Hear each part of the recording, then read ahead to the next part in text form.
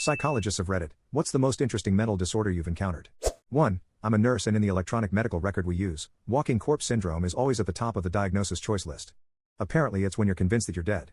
Never understood why it was the top of the list. 2. Hema neglect is a pretty interesting one. The affected person just doesn't realize that they have two halves to their body and only take care of one. Shave one side of their face, brush their hair on that side, wash themselves on that side, and the other side basically becomes dirty mountain man.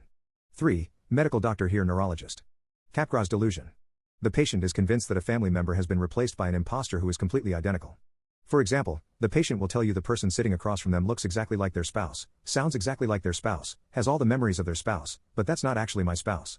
And the patient oftentimes isn't overly distressed by this imposter.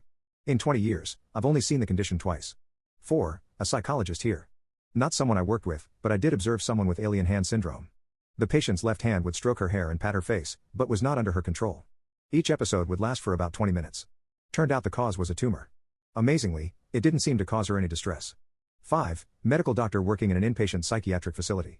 We had a psychotic patient with visual hallucinations who saw colored dots all around him during episodes of distress. The great thing about it was he told us he was able to blow the colored dots away.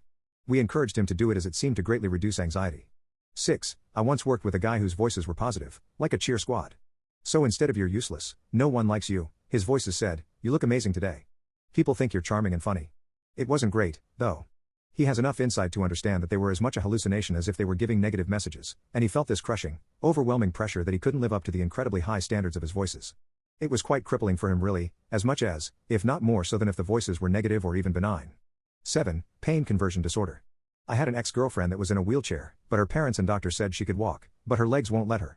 Her parents said she may have woken up during a surgery she had when she was a kid because it all started after that surgery.